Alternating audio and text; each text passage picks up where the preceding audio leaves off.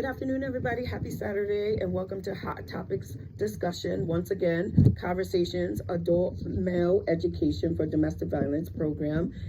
Today's topic was fun. It was interactive because we talked about perceptions of what it is to be a man. And the men in the groups talked about what their understanding is of what it is to be a man. Where did they get that idea about what it is to be a man? Who showed them what it is to be a man, and how and what showed them how to move within the relationship as an intimate partner.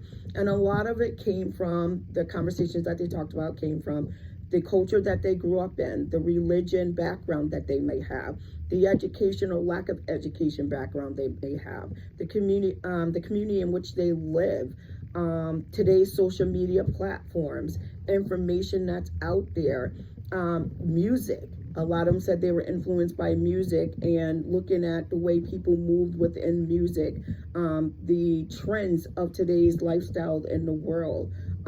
Some of them had father figures, some of them didn't, whether that was an uncle or grandfather, a biological father or a stepfather. And we looked at what was healthy and what wasn't healthy. And we want to keep, the healthy ones, because the healthy ones work for us individually, but also in a partnership. But we want to challenge the unhealthy ones. And if all of you out there know, whether you're in this group or not, transformation of change and looking at oneself and getting rid of old habits is hard to break. It's a buy-in. You have to be the one who believes that change is needed.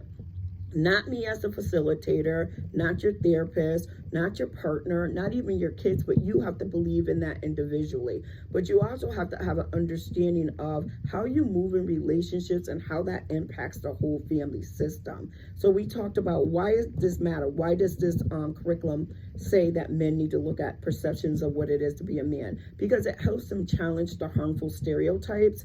It helps them challenge what masculinity is about or means to them. It helps them recognizes the root cause so that they can promote healthy lifestyles, healthy communication, and healthy behavior. So I don't want to talk too much about everything that they shared today because this would be a long video, but they talked a lot about contributing factors, which is race, religion, culture, social trends, the norms of today's lifestyle, of what people say a man should and should not do. And they also talked a lot about what women are willing to accept and allow from them. And a lot of it was disturbing because I always say to them, even if she says it's okay to call her out her name, should it not be a red flag to you that that's a damaged person?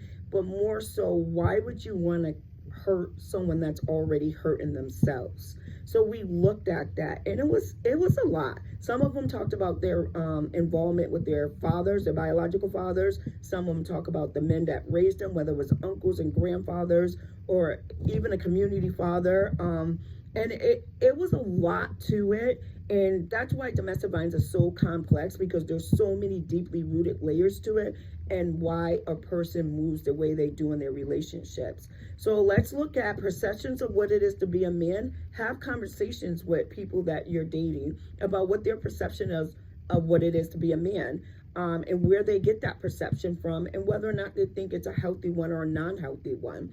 Because at the end of the day, we have to look at our individual perceptions. We have to understand what's good, what's bad, what's ugly, and we have to tackle that and work on that. In order for us to bring anything into a relationship and to be a healthy person, we have to have healthy individual behaviors. And that's what it comes down to when you talk about transformation and change for relationships. So see you next week. Be safe. Until then, everyone, take care of yourselves.